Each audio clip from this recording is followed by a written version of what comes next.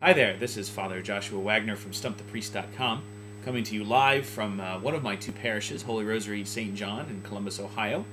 And I thought I would do a little video series on the Blessed Mother, since we are coming up on the month of May as I record this, and I thought I would do a three-part series. The first part of this series, I just thought I would give one of my analogies about why the Blessed Mother is so important. I get a lot of questions from especially non-Catholics, but Catholics and non-Catholics alike, about why the Blessed Mother is so very important. Well, I have a little analogy that I think would be helpful. A few years ago, when I was the associate pastor of a parish here in Columbus called St. Bridget of Kildare, I gave a women's retreat in the middle of January of my first year as a priest. In fact, I did it every January that I was there.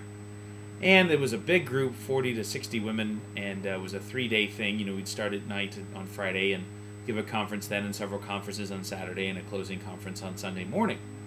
And it was a great experience, and it was a very intense experience. You know, giving retreats can be a very tiring experience. And so in the schedule, they had a little bit of social time built in.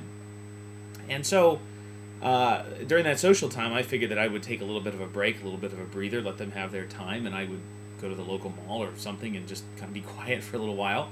But I thought it would be kind of fun for the ladies if I invited my mother.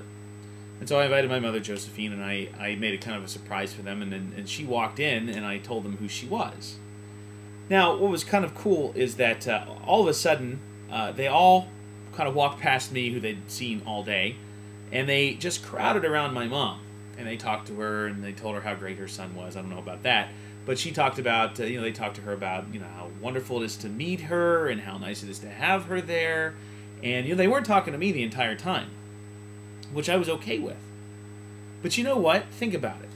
When they were honoring her, my mother, the mother of the priest, and she was only honored that way because she was my mother. She wasn't just any other woman that was in that room. She was the mother of the priest.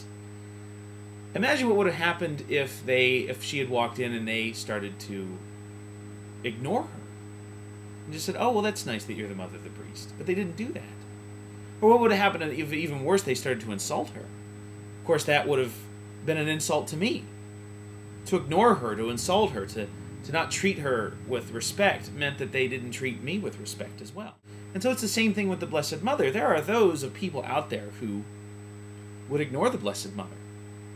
There are some out there that treat her badly, that say that she wasn't that important, to ignore her. There's some that don't honor her, and then there are some that do. There's some that honor her, and we have the saints like St. Louis Marie de Montfort that says that the altars of Mary and the altars of the Eucharist are not in competition with each other.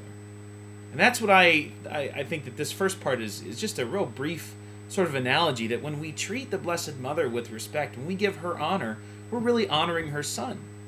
And we're only honoring her because she is the Mother of God. It's a special relationship. She is, in fact, the mother of the priest, the high priest, Jesus Christ, who has sacrificed himself on the cross, who rose from the dead for us. And that's why we honor Mary. It's not because she's God. We certainly don't believe that. But boy, she's the mother of God. She's the mother of Jesus. And to honor her is simply to honor him.